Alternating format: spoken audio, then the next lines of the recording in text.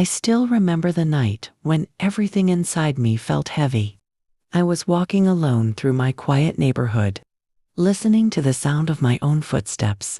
The air was cool, and the streetlights stretched my shadow in front of me. It should have been peaceful, but peace was the last thing living in my heart. I was thinking about him, about a love I could never say out loud.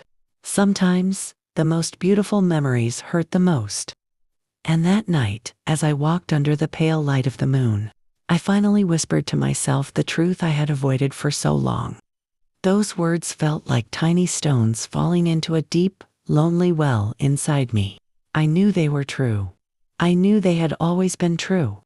But I had spent so many months pretending that love itself could protect me from consequences, from fear, from the truth of who he really belonged to.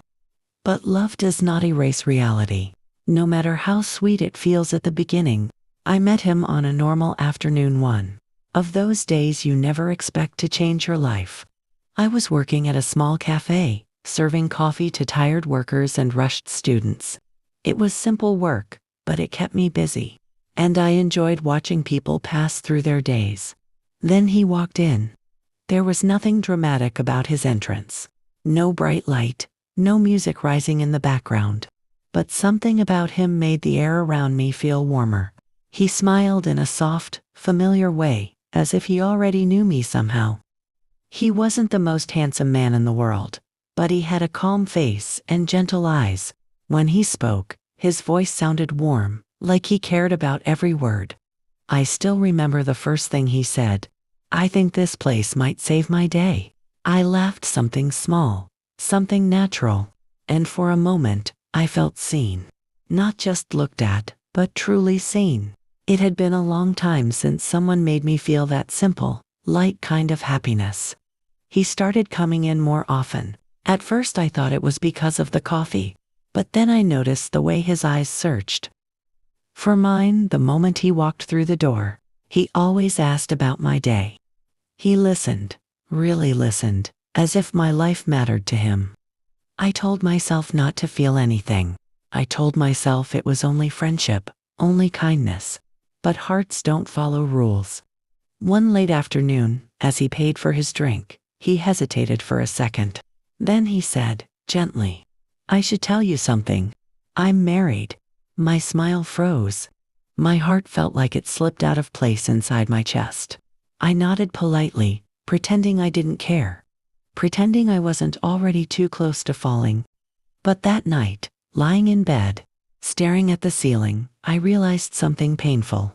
I was already attached, and I didn't know how to stop. It didn't turn into a relationship immediately. It began with messages, small ones at first. "Hope your day is going well. I liked talking to you today. Can I see you again?"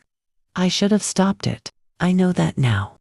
But in those moments, I felt something I had not felt in years. Connection. It was warm. It was comforting. It was addictive. Soon, we shared coffees outside the cafe, walked through quiet streets together, spent late nights talking about life, dreams, and pain we both carried. He always spoke softly, like every word was meant only for me, and I believed him. I believed everything he said, because I wanted to. We sat in his car sometimes, parked under the orange glow of streetlights. His hand would find mine, and I would tell myself lies wrapped in hope. Maybe they aren't happy. Maybe he wants to leave. Maybe I'm helping him feel alive again. But guilt has a strange way of whispering at the wrong moments. I would hear her name in my mind. His wife. A woman I had never met, but whose presence stood between every beat of my heart. I didn't tell my friends. I didn't tell anyone. I knew what they would say. I knew they would judge me. So I chose silence. But silence is a lonely place, and slowly, I realized that what I called love was also isolating me from the world. Even in his arms, I sometimes felt alone. When I asked about his marriage, he always sighed, always looked away. "It's complicated," he said. "I'm trying to fix things. I don't want to hurt anyone."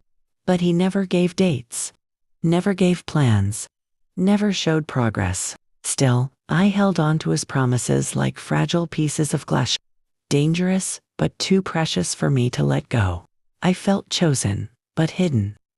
Loved, but also ignored. Important, but only in the shadows. He would message me all night, then disappear for days. He would say I mattered, but only in private. I kept asking myself questions I feared to answer. Why am I not enough to be chosen fully? Why does he only love me in the dark? Why do I stay? But instead of leaving, I waited, and waited, and waited. Hope is powerful, but sometimes it blinds us from truth. The truth arrived on a quiet Sunday morning. I was brushing my hair, preparing for the day, when my phone buzzed. I didn't recognize the number, but something about it made my chest tighten. I opened the message. "Hi, I think you are talking to my husband." My whole body went cold. I read the sentence again and again. My hands started shaking so much I almost dropped the phone. I expected anger. I expected insults. I expected a storm, but there was none of that. Her message continued with a calmness that scared me more than rage ever could. "I would like to talk. Woman to woman, can we meet?" I felt the room tilt. I felt my heartbeat in my throat. I felt everything collapsing inside me. She knew. She had known for a while, maybe.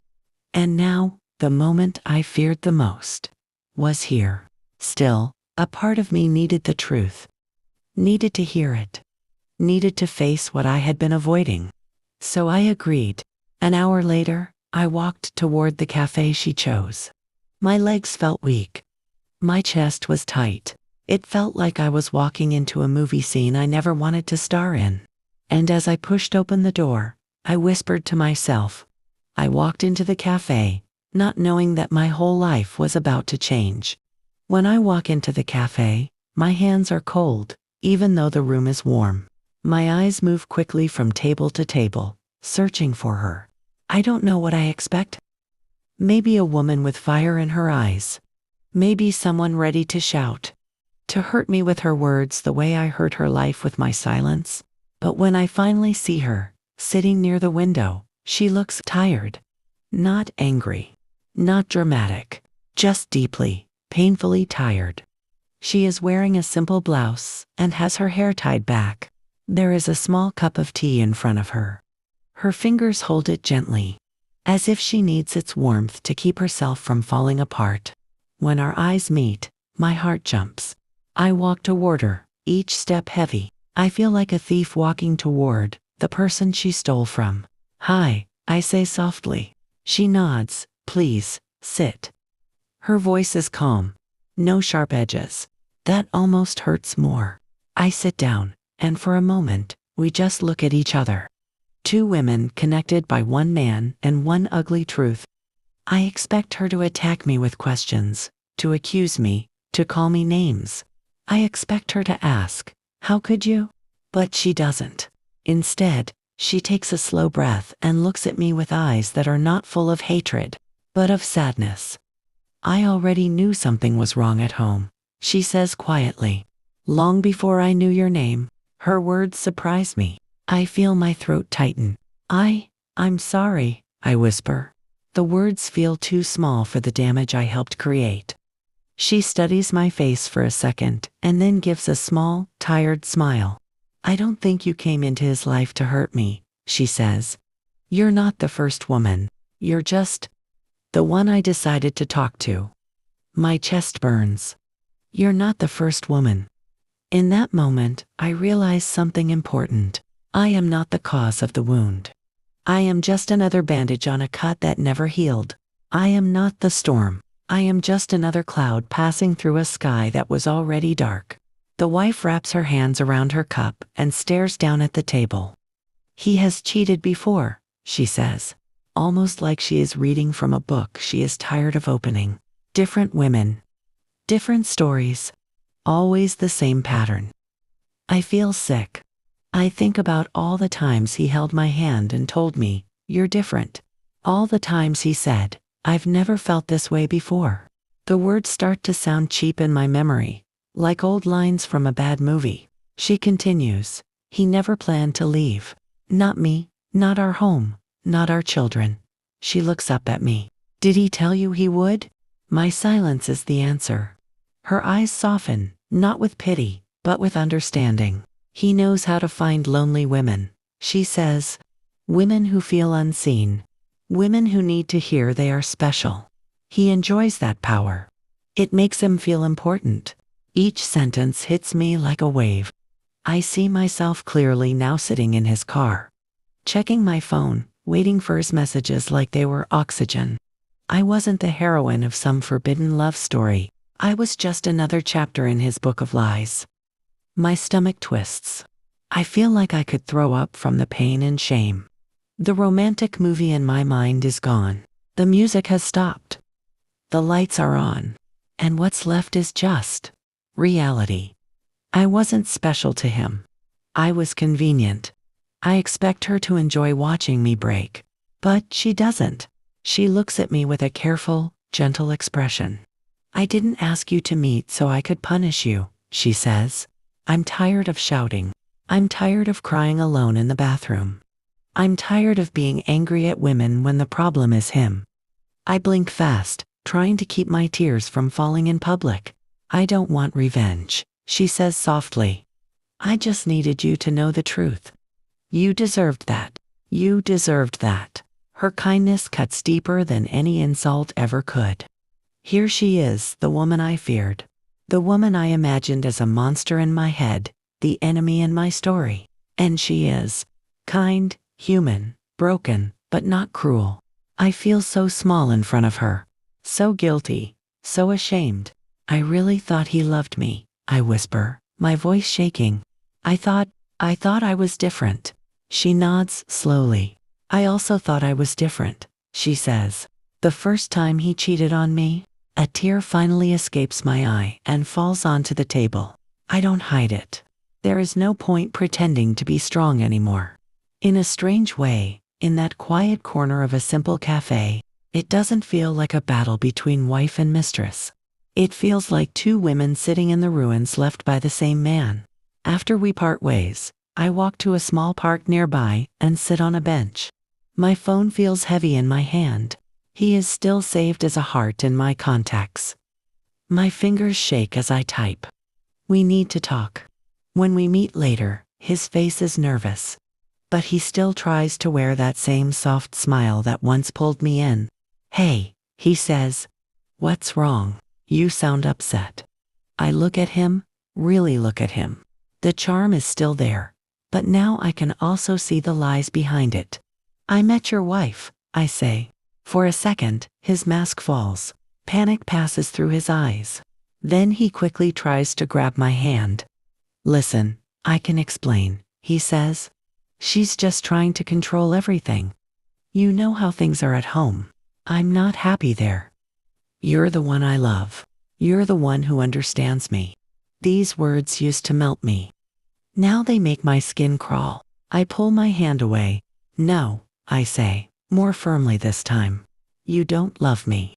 You love what I give you. Attention, excitement, escape." He opens his mouth to argue, but I don't let him. "I won't help you cheat on your wife anymore. I won't help you lie. I won't help you feel powerful while I feel small." He tries again with his usual promises, his usual future fantasies.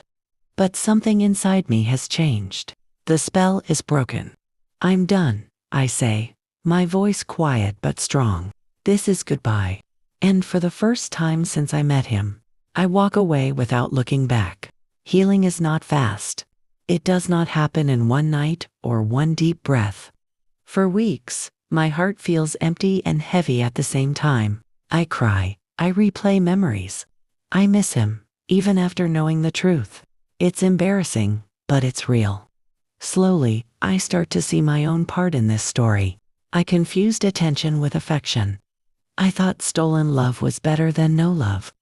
I allowed myself to live in the dark because I was afraid I didn't deserve something honest and real.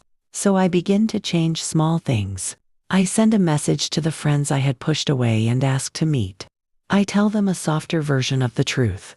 Some are angry, some are worried, but they are there. I spend more time alone, but not the sad kind of alone. I go for walks without waiting for a message. I read books. I listen to music that doesn't remind me of him. I start to ask myself new questions. What kind of love do I want? What kind of woman do I want to be? What do I truly deserve? And slowly, an answer appears. I want a love that is not a secret. I want a love that doesn't hurt someone else. I want a love that lets me sleep at night. I never see his wife again. We don't become friends. We don't keep in touch. Our connection was short but powerful, like a flash of light in a dark room. But in my heart, I thank her. I thank her for her honesty, for her strength, for her decision to talk to me like a human being, not an enemy. Now, when I think of her, I don't feel fear. I feel respect. I understand something now. Sometimes, the woman we fear becomes the woman who saves us. She saved me from a man who did not know how to love. She saved me from a story that was eating my self-worth day by day. She saved me from the lie that I was only valuable in someone else's shadow. Standing at my window one evening, watching the city lights blink like stars, I let out a deep breath I feel I've been holding for months. I thought I lost love that day, but actually, I found something much more important. I found myself.